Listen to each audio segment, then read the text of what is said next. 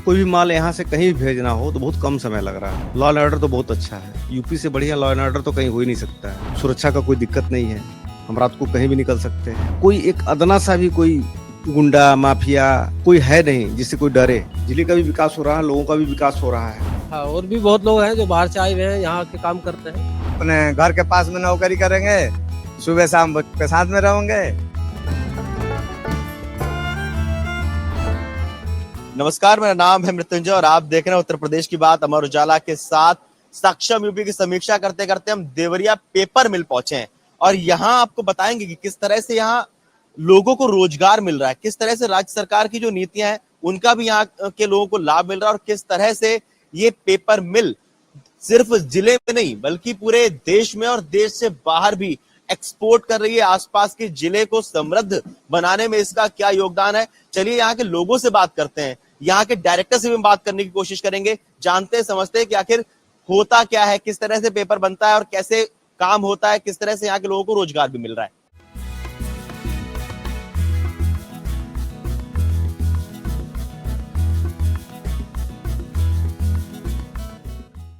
मैं देवरिया का ही रहने वाला हूँ और मेरी एक क्राफ्ट पेपर की यूनिट है 200 टीपीडी पर डे के। अब एक्सपोर्ट के मामले में हम कल नेपाली एक्सपोर्ट करते हैं।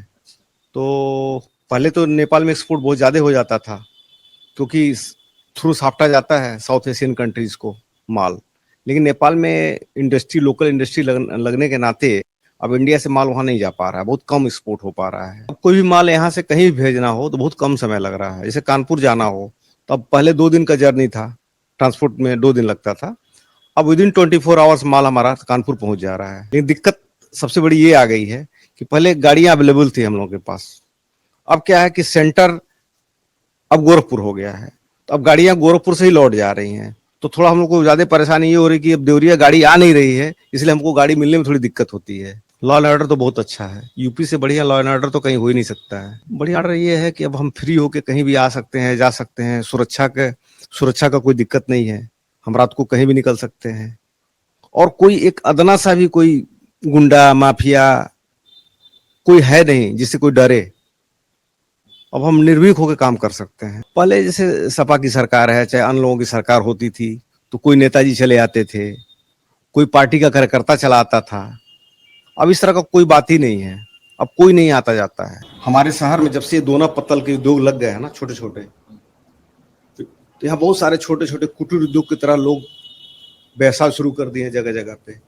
तो हमारा कम से कम प्रोडक्शन का 40% 30% कंजम्पशन इन छोटे छोटे उद्योगों में जा रहा है, जिससे पूरे जिले का जो है, जिले का भी विकास हो रहा है, लोगों का भी विकास हो रहा है। और हमारा पेपर पहले बाहर बिकता था, उतना अब लोकल बिकना शुरू हो गया है। कुलदीप शर्मा, आप बताएंगे कुलदीप जी की किस तरह से पूरी मैन्युफैक्चरिंग होती है यहाँ पे?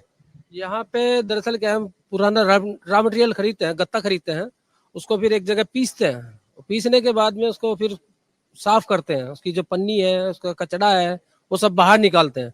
निकालने के बाद उसको धोते हैं, फिर उसके बाद उसको मशीन पे लेके आते हैं। वहां से वैक्यूम के द्वारा से पानी निकालते हैं, फिर उसको प्रेस करते हैं, स्मूथ करते हैं बिल्कुल।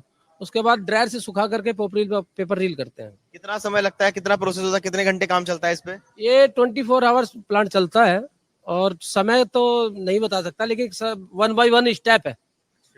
ये सबसे पहले रद्दी का है, आप इसको काटेंगे, पीसेंगे, बराबर करेंगे, सफाई करेंगे। पूरा स्टेप बाय स्टेप समझाइए। स्टेप बाय स्टेप यही है। सबसे पहले रद्दी है, रद्दी हम स्टेप उसमें काटेंगे। काटने के बाद क्या होगा, उसको जितना पन्नी है उसके अंदर जो तुम्हारा पिन आता है, लोहे का पिन, अगर वो पिन मशीन पे आ गया तो वो खराब कर देगा मशीन को। वो सब साफ सफाई करेंगे, उसको मशीन पे लेके आएंगे। उधर बॉयलर से हम वो बनाते हैं बिजली, खुद की बिजली बनाते हैं और उससे अपना स्टीम बनाते हैं, जिससे पेपर सुखाने के काम आता है। इनके अंदर सब स्टीम है, इसमें स्टीम का पानी जा रहा है, स्टीम जा रही है, उसका जो कंडेंस निकलता है, पानी निकलता है, वापस फिर वो बॉयलर पे जा रहा है।